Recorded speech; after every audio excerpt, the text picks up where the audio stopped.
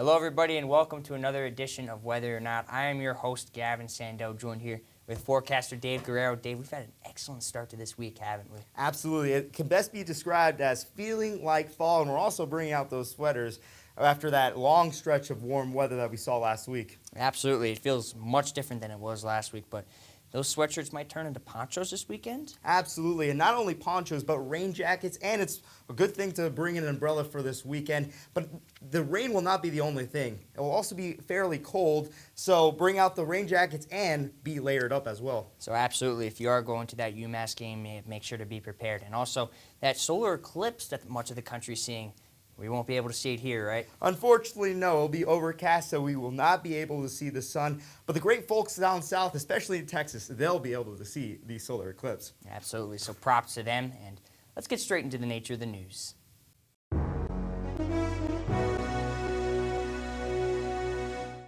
Millions of people across the Americas are gearing up to witness a rare Ring of Fire solar eclipse on Saturday. This annular solar eclipse will create a breathtaking celestial display as the moon aligns precisely between the Earth and the sun, leaving only the sun's outer rim visible. This remarkable eclipse will be visible along a narrow path stretching from Oregon to Brazil. Beyond this path, the rest of the Western Hemisphere will witness a partial eclipse. In the U.S., over 6.5 million people reside along the path of annularity, and an additional 68 million are within 200 miles of this path. This event will be a precursor to a total solar eclipse slated for Mexico, the eastern U.S., and Canada in 6 months. The key distinction is that during the upcoming total eclipse on April 8, 2024, the moon will be at the ideal distance to completely cover the sun. The eclipse will last approximately 2.5 to 3 hours, with the Ring of Fire phase lasting up to 5 minutes. A report released last month shows that glaciers in Switzerland have lost 10% of their volume in just the past 2 years. Switzerland, a country tucked deep in Europe, has a landscape that is entirely covered by the Alps, the largest mountain range in the continent. The report by the Swiss Academy of Sciences found 4% of Switzerland's total glacier volume vanished this year alone. The largest ever decline was just this past year when there was a 6% drop, the biggest thaw since measurements began early last century. This drop is causing widespread ice loss and complete glacier loss. One such glacier in the country, St. Annapurna, has lost over 4/5 of its total area since 1850. This past year, measurement from Switzerland's glacier monitoring system halted on the disappearing ice sheet because it became too small to accurately track. Across the Atlantic, similar issues are ongoing in our country.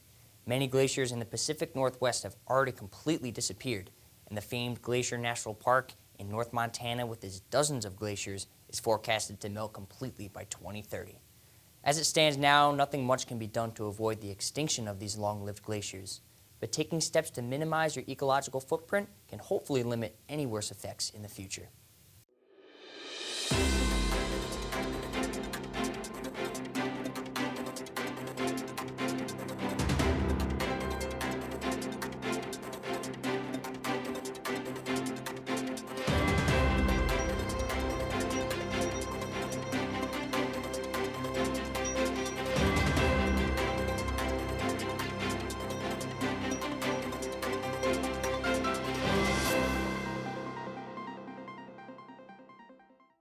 This upcoming weekend is homecoming weekend, a great time for the alumni to come back, see past friends, and reminisce about their college days.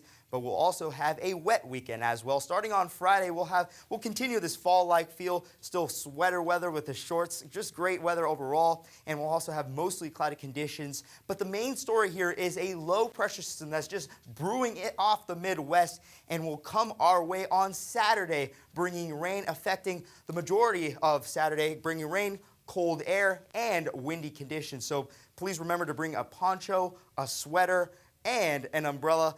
And for Sunday, the low pressure system will then meander its way off towards the Atlantic, but we'll still feel the effects of this low pressure system as the back end will still continue to bring showers, scattered showers, but when it's not raining, we'll have mostly cloudy conditions throughout. Now, to recap our weekend, temperatures will be at 61 degrees, remaining seasonable, and it will still be mostly cloudy. Then for Friday night, clouds will still persist. Temperatures will be at 49 degrees, but the main story, the main takeaway for this night will be that it's still dry, so a great setup for for the homecoming parade. Great time to see friends, family. And then for Saturday, the low pressure system will roll through. We'll start the day off in a chilly manner. Temperatures will be at 49 degrees. Kickoff will start off at 51 degrees. Then by the end of the game, we'll cap off at 50 degrees. And it'll also be very windy, so please bring your windbreaker. If you're tailgating, some lots will be closed, so please take note of that. It might be a good idea just to stay at home and to relax with family, then head into the game with a rain jacket and a windbreaker ready to go. Then for Sunday, this low pressure system will then meander its way, but we'll still feel the effects with scattered showers throughout. When it's not raining, will be mostly cloudy. Temperatures will still remain below average at 53 degrees. Coming up next, Iaia has a feature on pollution and bees. Normally seen as a public health emergency for humans, air pollution is also a public health issue for an unsuspecting and unlikely victim, the honeybee. Researchers are now studying the impact that air pollution have on bees by studying their unique ability to pollinate. Flowers attract bees by producing unique blends of molecules, also called a bouquet, that acts as a scented fingerprint to attract the bee. When you have these plumes of odors moving away from the flowers, then there is a mixture of these scents going along with the plumes. And so the insects then are able to recognize the mixture of those compounds. And furthermore, they are able to detect even the fractions, of every molecule in the plume. They kind of detect in that mixture that they are sampling all the time with the antenna as to where the address is, where the flowers are. Air pollution diminishes the scent of these floral bouquets. With high concentrations of air pollutants, the bouquets become muddled and diluted in the air, leading to less bouquet molecules in the atmosphere.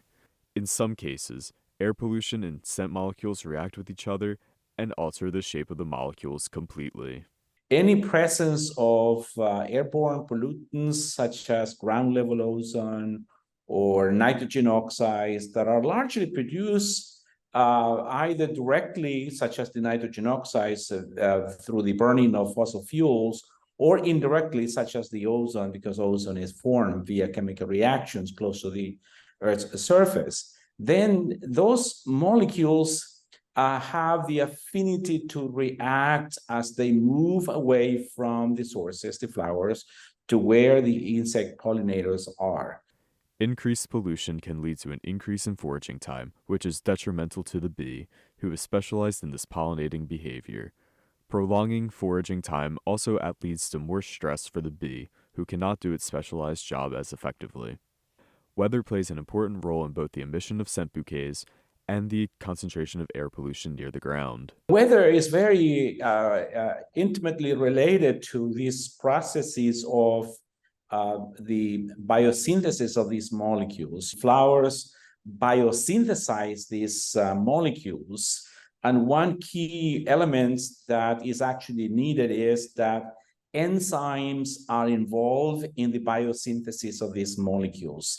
And those enzymes basically are activated based on the temperature. So the higher the temperature, in this case, the air temperature can influence the flower temperature, then the greater the enzymatic activity that will lead to the formation or production of these molecules. Air circulation is also important for scents to waft through the air, and breezy conditions can help disperse ground-level pollutants. However, if the weather is cloudy and cool, the enzymes responsible for the release of these scents are not as efficient, and pollutants can build up near the ground. Bees are also highly important for agriculture, and the impact pollution has on them could lead to a reduction in food quality, reduce the varieties of produce we enjoy, and increase prices.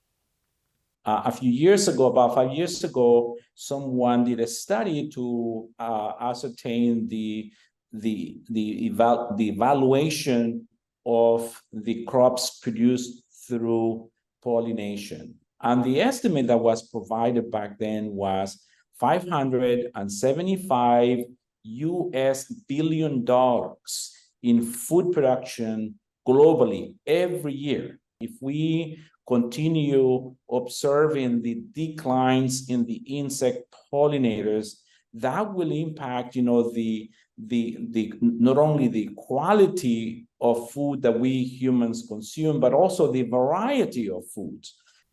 Small changes in bee behavior can lead to incomprehensible losses, and this goes to show how sensitive bees truly are.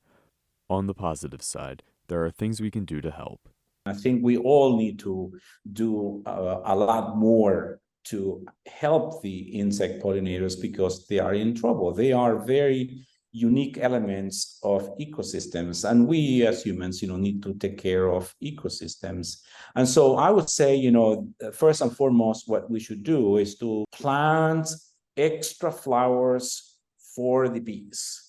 Particularly in the rural environments, I think that's very easy to do. We just need to be a little bit more benevolent, I think, in terms of putting aside certain lands where we can actually plant flowers. Air pollution is not just a weather or climate issue, it is in fact also a biological issue.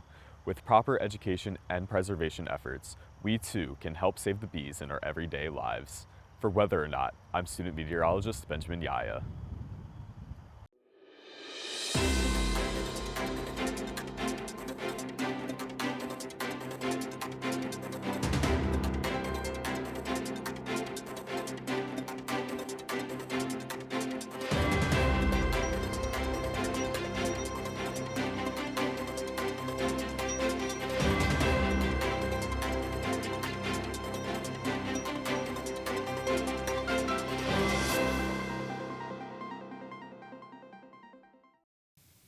Now, this weekend will be a fairly wet one, and the wet conditions will continue into the next work week. But to recap our weekend, Friday we'll see seasonable and cloudy conditions. The temperature will cap off at 61 degrees, still sweater weather. But then this low pressure system will then affect us for the game day against UMass, as we'll still continue on the Nittany Islands, but we'll still have rainy and cold conditions throughout. Then on Sunday, the showers will linger as the back end of the low pressure system will continue to give us scattered showers throughout, and it will still remain way below average, and these below average temperatures will continue into the week, as we'll see temperatures at 55 degrees. The highest max temperatures for the next week will be at 57 degrees on Friday. Another thing I want to mention is, as that low pressure system goes off towards the Atlantic, a cutoff low will develop, giving us scattered showers throughout, so we won't be free from the rain until Thursday and Friday, as we will be left with partly cloudy conditions.